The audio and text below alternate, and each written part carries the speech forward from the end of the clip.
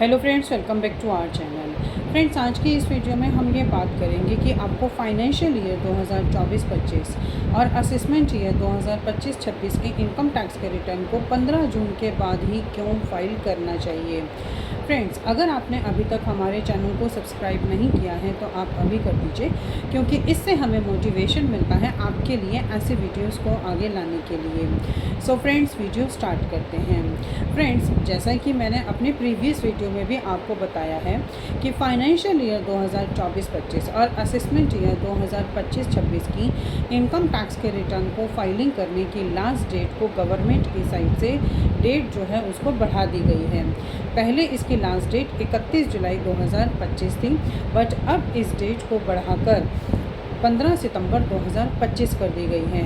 लेकिन फ्रेंड्स, अगर आप चाहते हैं कि आपका अगर कोई भी रिफ़ंड बनता है या जो आपकी इनकम टैक्स के रिटर्न है वो टाइमली में प्रोसेस हो जानी चाहिए, तो उस केस में आपको इस टाइम का वेट नहीं करना चाहिए और आपको अपनी इनकम टैक्स के रिटर्न को सितंबर से पहले ही फाइल कर देना चाहिए, ताकि अगर आपका कोई भी रिफंड बनता है तो वो आपके पास जल्द से जल्द आ जाए और आपकी इनकम टैक्स के रिटर्न इनकम टैक्स डिपार्टमेंट के थ्रू जल्द से जल्द प्रोसेस कर दी जाए। अब फ्रेंड्स, ये जानते हैं कि आखिर क्यों 15 जून के बाद ही आपको इनकम टैक्स के रिटर्न को फाइल करना है।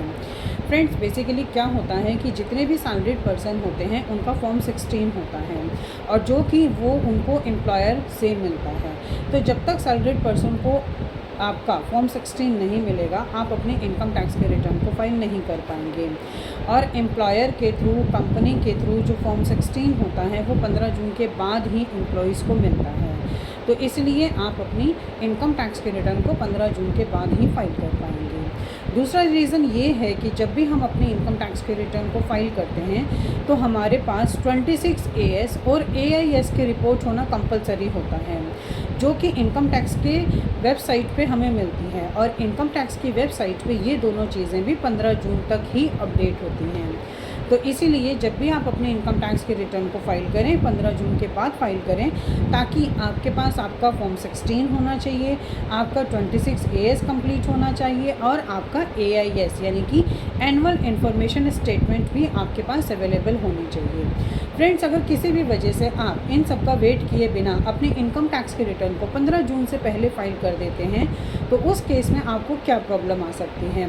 तो फ्रेंड्स, उस केस में ये प्रॉब्लम आ सकती है कि हो सकता है कि आपको मिसमैच का इनकम टैक्स डिपार्टमेंट से नोटिस आ जाए, आपकी इनकम टैक्स के रिटर्न को प्रोसेस ना किया जाए, और साथ ही हो सकता है कि आपको इसकी वजह से अपनी इनकम टैक्स के रिटर्न को रिवाइज़ करना पड़ जाए।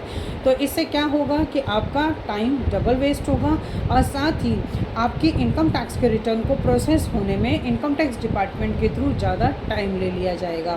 तो फ्रेंड्स, इस वीडियो के थ्रू मैं आपको सिर्फ यही एडवाइस देना चाहती हूँ कि जब भी आप अपनी इनकम टैक्स के रिटर्न को फाइल करें, असेसमेंट ईयर 2025-26 और फाइनेंशियल ईयर 2024-25 की, तो आप उस केस में 15 जून 2025 के बाद ही अपनी इनकम टैक्स के रिटर्न को फाइल करें। फ्रेंड्स, आई थिंक ये इन्फॉर्मेशन आपके लिए काफ़ी यूज़फुल होगी। इसी तरह की इन्फॉर्मेटिव वीडियोस को कंटिन्यू देखने के लिए आप हमारे YouTube channel and WhatsApp channel Protex corporate solutions Vandana Raheja को सब्सक्राइब, लाइक एंड शेयर करना ना भूलें। और फ्रेंड्स, अगर आप फाइनेंशियल ईयर 2024-25 और असेसमेंट ईयर 2025-26 की इनकम टैक्स के रिटर्न को फाइल कराना चाहते हैं तो आप हमसे स्क्रीन में दिए गए कॉन्टैक्ट नंबर्स पे कॉन्टैक्ट कर सकते हैं। Thank you.